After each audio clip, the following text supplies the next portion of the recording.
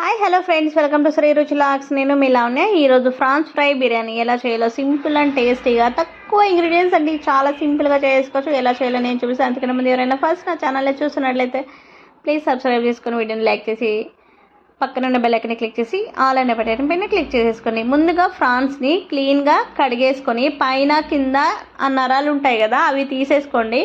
పైన ఒకసారి తీసి కింద తీయకుండా నేను ఆల్రెడీ ఒక వీడియో పెట్టాను, అక్కడ చెప్పారనమాట, కింద కమెంట్ చేశారు కింద కూడా ఉంటుందమ్మా అది కూడా తీయాలి అని చెప్పేసి అన్నారు. ఆ రెండు నరాలు తీసేసి పసుపు ఉప్పు వేసి కొంచెం వద్దు ఉడకబెట్టిన తర్వాత ఆ వాటర్ అయితే రిలీజ్ ఉంటుంది కదా అది తీసి పక్కన వంచేసి మళ్ళీ వీటిని ఫ్రై చేస్తున్నా.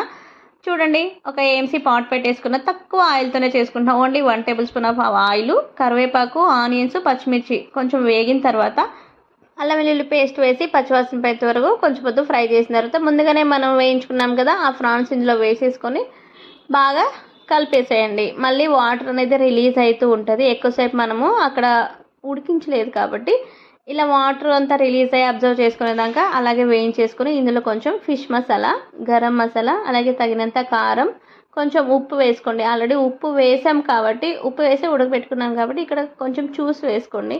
తగినంత కారం, కొంచెం స్పైసీగా ఉండి టేస్ట్ చాలా బాగుంటుంది అనమాట. కొంచెం పెప్పర్ పౌడర్, ఇవన్నీ వేసేసుకొని బాగా ఫ్రై చేసుకోండి. ఆ ఉప్పు కారం అంతా బాగా పట్టాలి ఆ ఫ్రాన్స్కి.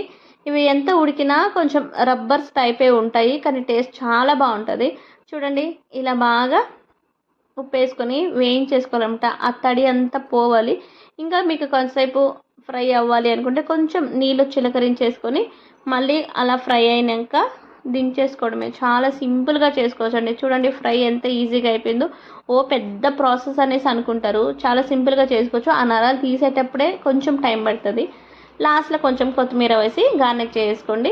ఇప్పుడు ఒక చిన్న బౌల్ లాగా తీసేసుకొని ఈ ఫ్రాన్స్ని అందులో వేసుకొని ముందుగానే బగారా రైస్ రెడీ చేసుకున్న అది కూడా వేసుకొని ప్లేట్లో సర్వ్ చేసుకోవడమే. అంతే అండి, simple and tasty recipe prawns fry biryani.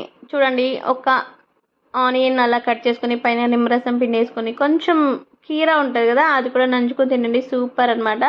మీరు కూడా ట్రై చేయండి. మీరు ట్రై చేసిన తర్వాత మీకు ఎలా వచ్చిందో తప్పకుండా కమెంట్ చేయండి. వీడియో నచ్చితే లైక్ చేసి షేర్ చేసి సబ్స్క్రైబ్ చేసుకోండి. మంచి మంచి వీడియోస్ కోసం ఫాలో అవ్వండి. నాన్ వెజ్ అంటేనే ఎక్కువ ఆయిల్ వేసుకొని చేసుకుంటాం కదా, కానీ ఎయిమ్స్ కుక్వేర్లో తక్కువ ఆయిల్ వేసి చేసుకోవచ్చు. నాన్ వెజ్ ఎప్పుడైనా కాసేపు రెస్ట్ వదిలేసి తర్వాత తినండి, స్మెల్ అనేది ఉండదు. ఎయిమ్స్ కుక్కర్ కొంచెం డీటెయిల్స్ కావాలి స్క్రీన్ పై నెంబర్స్ కాల్ చేసి ఫుల్ డీటెయిల్స్